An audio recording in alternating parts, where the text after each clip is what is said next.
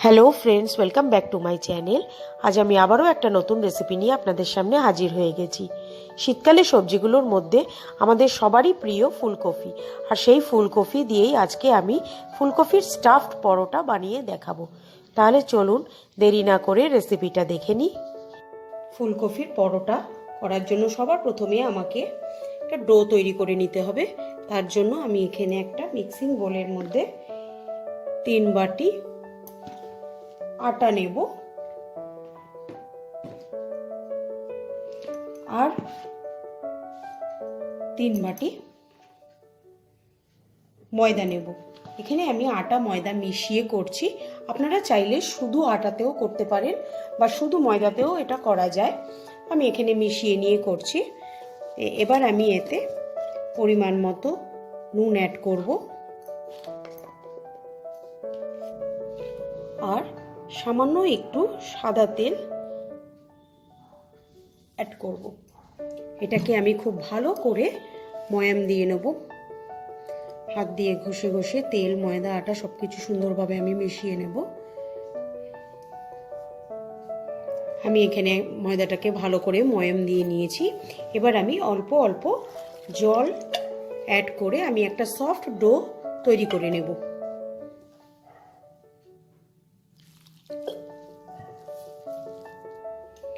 ময়দাটা আমি সফট করে মাখা হয়ে গেছে।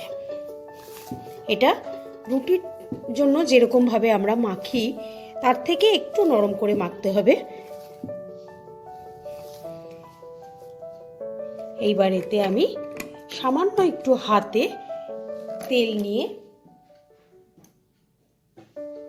ময়দাটার গায়ে আমি মাখিয়ে এটাকে 1 ঘন্টার জন্য আমি রেস্ট করতে দেব।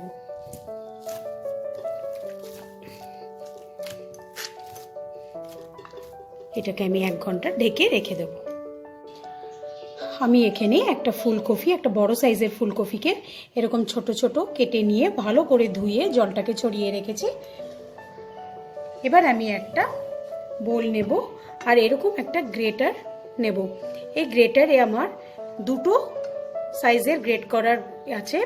আমি এটাতে খুব বড় বড় হয়ে গেলে পরোটাটা করতে অসুবিধা হবে, তাই আমি এই মিডিয়াম সাইজের গ্রেটারটা দিয়ে এই ফুলকপিগুলোকে আমি সব এরকমভাবে গ্রেট করে নেব। একে একে সবগুলোকে আমি গ্রেট করে নেব।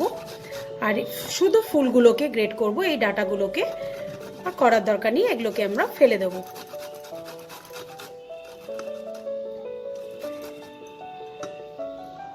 এরকমভাবে আমি সবগুলো ফুলকে গ্রেট করে নেব। ফুলকপিটাকে আমি গ্রেট করে নিয়েছি।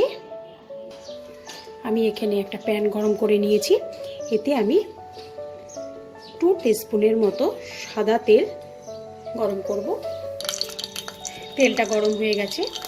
এতে আমি 2 টিস্পুনের মতো সাদা জিরে ফোড়ন দেব আর 1 টিস্পুনের মতো জোয়ান দেব। অনেক সময় পরোটা খেলে আমাদের অনেক সময় গ্যাস অম্বল হয়ে যায়, তাই এই জোয়ানটা দিলে ভালো হয়। এতে আমি 1 টেবিল স্পুন আদা গ্রেট করা দিয়ে দেবো।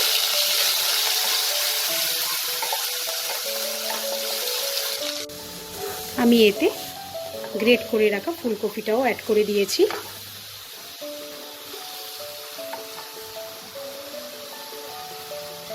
এবার আমি এতে 1/4 টিস্পুনের মতো হলুদ গুঁড়ো,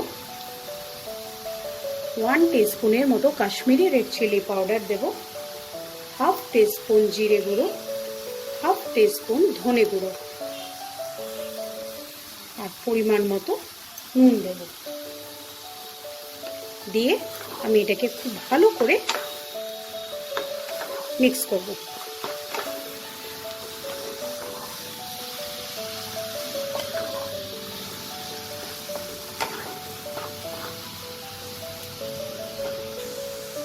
আমি এতে 4-5টা কাঁচা লঙ্কা কুচি করে দিয়ে দেব।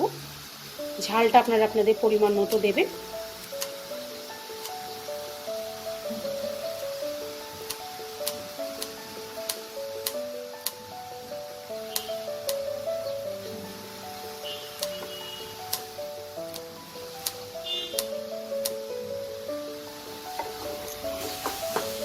এবার যতক্ষণ না কফিটা থেকে আমাদের জলটা পুরোপুরি শুকিয়ে যাচ্ছে ততক্ষণ আমি এটাকে নাড়াচাড়া করে নেব।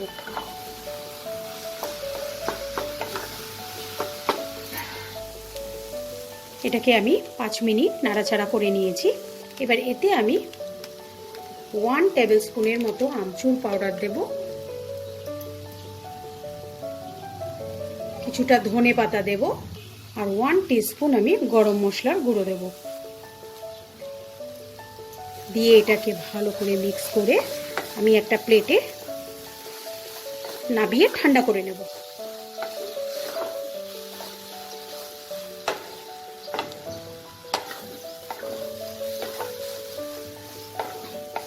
আমার এটা একদম রেডি হয়ে গেছে, এটাকে আমি ঠান্ডা করে নেব। ডোটা থেকে আমি এরকম সাইজের কতগুলো লেচি কেটে নেব। রুটির থেকে একটু বড় বড় লেচিগুলো হবে আমার।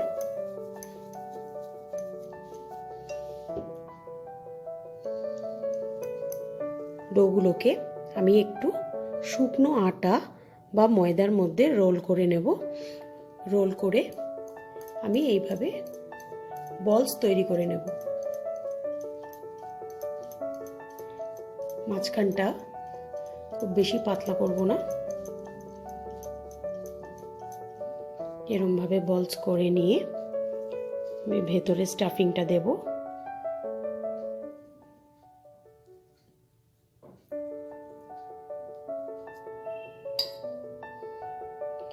দিয়ে আমি এই বুড়ো আঙ্গুলের সাহায্যে এটাকে প্রেস করে মুখটাকে আমি আটকে নেব।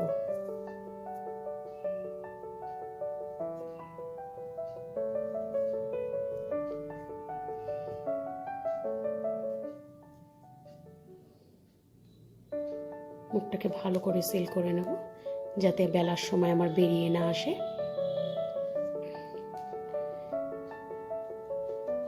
এবার আমি আবারও এটাকে একটু শুকনো আটা বা ময়দার মধ্যে রোল করে নেব।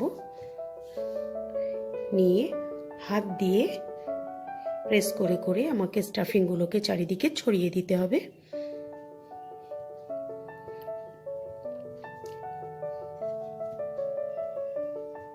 যতটা পারবো হাত দিয়ে প্রেস করে করে আমি স্টাফিংটাকে চারিদিকে দিয়ে দেবো।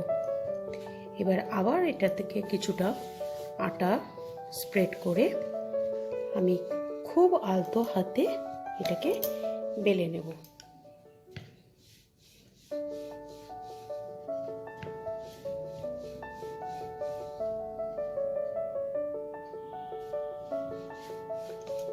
আপনারা চাইলে এটা তেল দিয়েও বেলতে পারেন।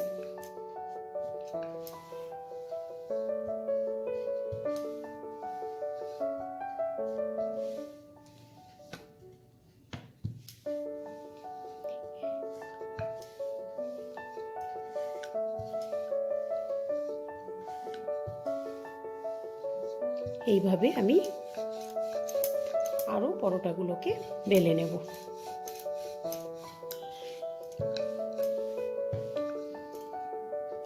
আমি এখানে একটা তাওয়া খুব ভালো করে গরম করে নিয়েছি। এবার আমি পরোটাগুলোকে দুপাশ থেকে আগে ভালো করে সেঁকে নেব। এক পাশ ভালো করে সেঁকা হলে আমি উল্টে নেব। এরকম ব্রাউন স্পট হবে, এরকম ভাবে আমাকে দুপাশই সেঁকে নিতে হবে। দুটো পাশই আমার খুব ভালো করে সেঁকা হয়ে গেছে। এবার আমি ওপর থেকে কিছুটা অয়েল ব্রাশ করে দেব। আপনারা চাইলে এটা ঘিতেও ভাজতে পারেন, তাতে টেস্টটা আরেকটু ভালো হবে। এবার আমি দুপাশ থেকেই এটাকে ভেজে নেব। এটা আমার ভাজা হয়ে গেছে। এই সেম প্রসেসে আমি আরো সব পরোটাগুলোকে প্রথমে সেঁকে নিয়ে তারপর তেল দিয়ে ভেজে নেব। ফুলকপির পরোটাগুলো আমার তৈরি হয়ে গেছে। এটাকে আমি রায়তার সাথে সার্ভ করে নিয়েছি। আপনারা চাইলে যে কোনো টাইপের আচারের সাথেও এটাকে সার্ভ করতে পারেন।